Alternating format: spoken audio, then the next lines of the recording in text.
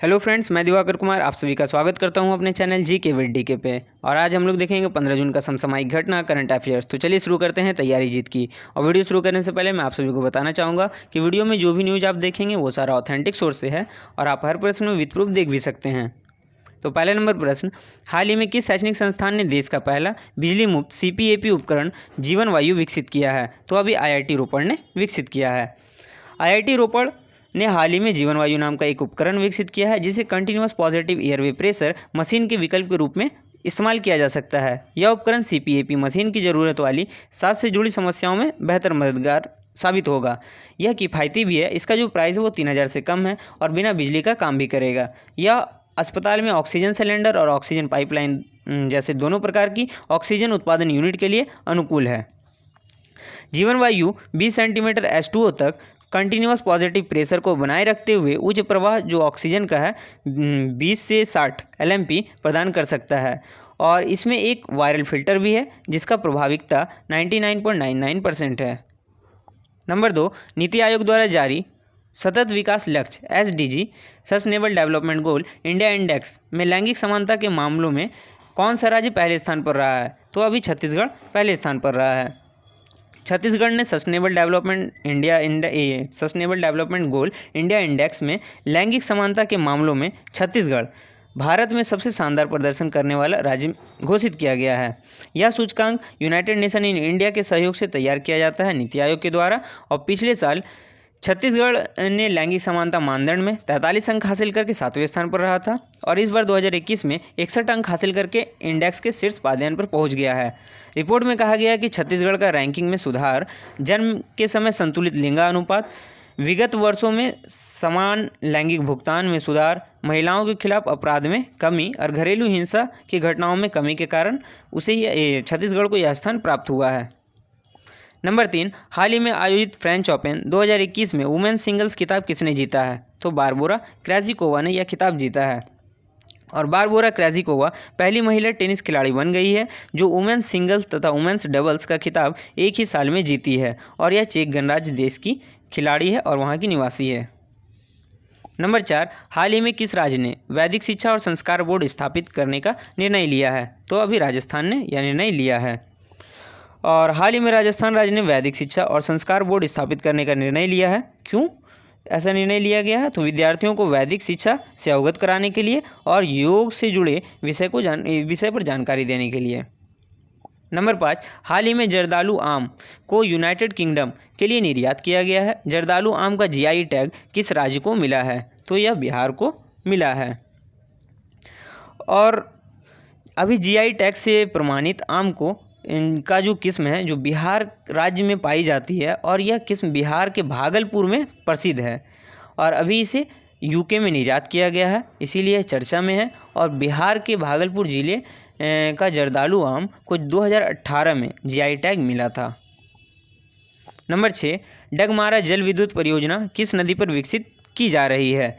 तो यह कोसी नदी पर विकसित की जा रही है और यह परियोजना बिहार के सुपौल जिले के डगमारा में विकसित किया जा रहा है। यह प्रोजेक्ट 130.1 मेगावाट की जल विद्युत परियोजना है और हाल ही में डगमारा जल विद्युत परियोजना के क्रियान्वयन के लिए national hydro electric power corporation ने बिहार राज्य का जल विद्युत निगम के साथ समझौता ज्ञापन पर हस्ताक्षर किया है, इसीलिए यह अभी चर्चा में है।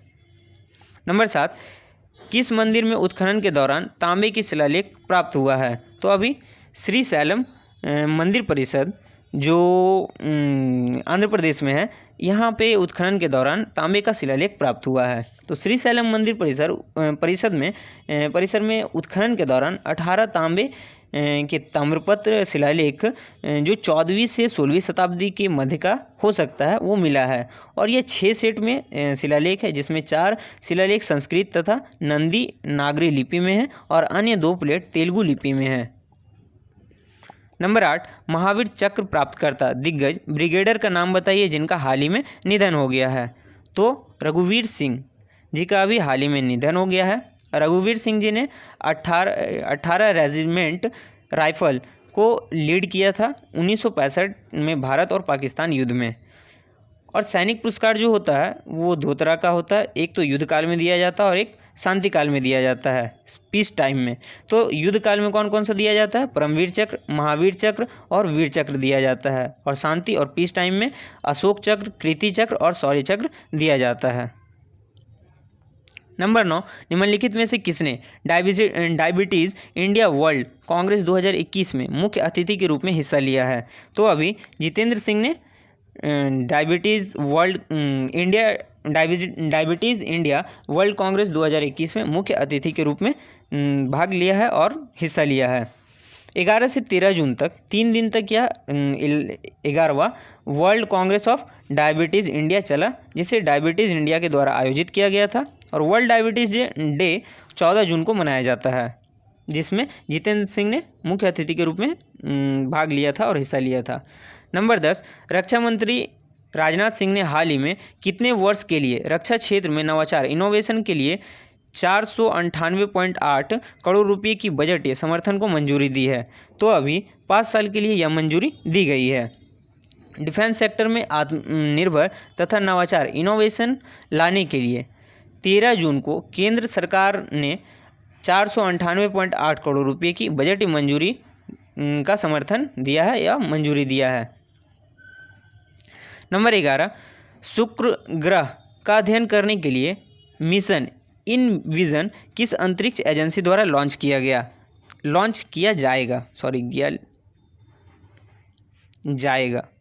तो ये अभी यूरोपीय अंतरिक्ष एजेंसी के द्वारा लॉन्च किया जाएगा। और यूरोपीय अंतरिक्ष एजेंसी द्वारा इनविजन मिशन 2030 में लॉन्च किया जाएगा। और पृथ्वी की बहन कही जाने वाली शुक्र के सामने होने के बावजूद भी वहाँ जीवन की संभावना नहीं है, तो क्या वहाँ पर कुछ पर्यावरण परिवर्तन करने के बाद भविष्य में वहाँ जीवन की संभावना हो पाएगा? इस विषय से संबंधित यह मिशन है इनविजन, जिसे चलाया जाएगा 2030 में। किसके द्वारा? तो यूरोपीय अंतरिक्ष एजेंसी के द्वारा। और इसमें नासा भी योगदान देगा। नासा ने शुक्र के अध्ययन के लिए 2 मिशन का घोषणा पहले से ही कर दिया है, जिसमें एक डिविंसी है और एक वेरिटास है। नंबर 12, हाल ही में किस राज्य ने मेडिसिन फ्रॉम स्काई लॉन्च किया है? तो अभी तेलंगाना ने यह योजना को लॉन्च किया है, मेडिसिन फ्रॉम स्काई। तेलंगाना सरकार ने चिकित्सा आपूर्ति के लिए medicine from sky project launch किया है। यह ड्रोन के माध्यम से दवाई तथा वैक्सीन पहुंचाया जाएगा और वर्ल्ड इकोनॉमिक फोरम तथा हेल्थ नट ग्लोबल लिमिटेड द्वारा मेडिसिन फ्रॉम स्काई की कल्पना किया गया था। इसी के तर्ज पर तेलंगाना सरकार ने तेलंगाना के अंतिम छोर तक ड्रोन की सहायता से चिकित्सा सुविधा को डिलीवर करने की योजना शुरू किया है।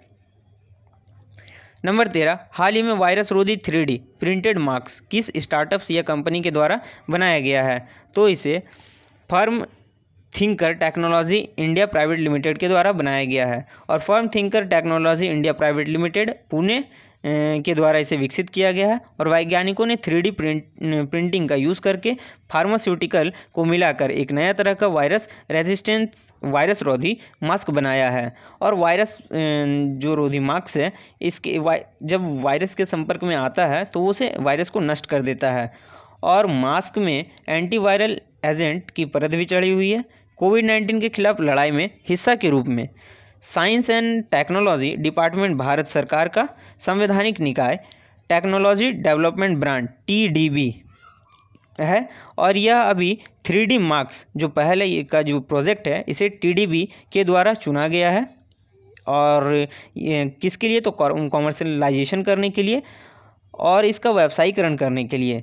और यह इस प्रोजेक्ट के तहत नए संसाधनों की खोज के लिए हिस्सा के रूप में वित्तीय सहायता दिया जाएगा।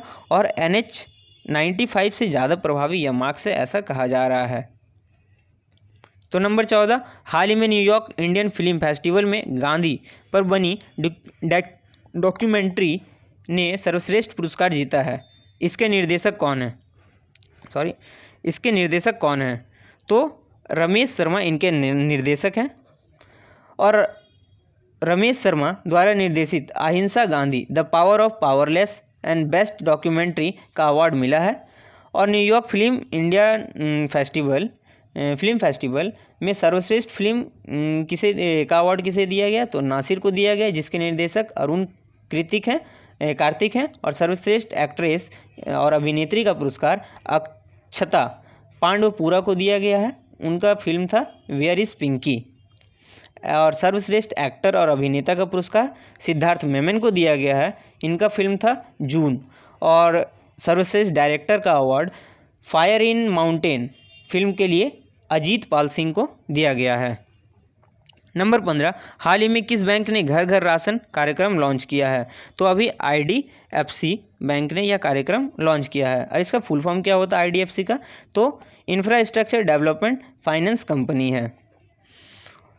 कम आय वाले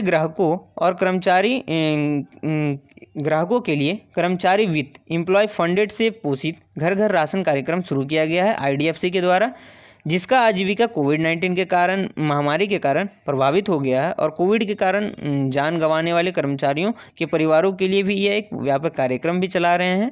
घर घर राशन योजना के लिए IDFC ने कर्मचारियों से अपना व्यक्तिगत जो आय है उसमें योगदान के IDFC कर्मचारियों के द्वारा एक व्यक्तिगत आय का योगदान दिया गया है, ताकि 50,000 कोविड प्रभावित और कम आय वाले को राहत प्रदान किया जा सके। इसके लिए कर्मचारियों ने 1 माह तक का वेतन अपना योगदान दिया है। और छोटे परिवारों को सहायता देने के लिए लगभग 1 माह की ज़रूरत का सामान इसके तहत दिया जाएगा। नंबर 16, हर वर्ष 15 जून को कौन सा दिवस मनाया जाता है? तो वर्ल्ड विंड डे मनाया जाता है। और हर वर्ष 15 जून को वर्ल्ड विंड डे मनाया जाता है। विश्व पवन दिवस या विश्व वायु दिवस भी इसे कहते हैं। यह एक विश्वव्यापी कार्यक्रम है जो 15 जून को हर वर्ष मनाया जाता है। इसका उद्देश्य क्या है? तो पवन ऊर्जा और इसके उपयोग के बारे में जागरूकता। और इससे पहली बार यूरोपीय पवन ऊर्जा संघ और ग्लोबल एनर्जी काउंसिल ने 2007 में मनाया था। इसके बाद इसे 2009 से विश्व स्तर पर मनाया जाने लगा। तो थैंक यू, मिलते हैं अगले वीडियो में। अभी के लिए बाय। लाइक कीजिए, शेयर कीजिए, सब्सक्राइब कीजिए। Bye, take care.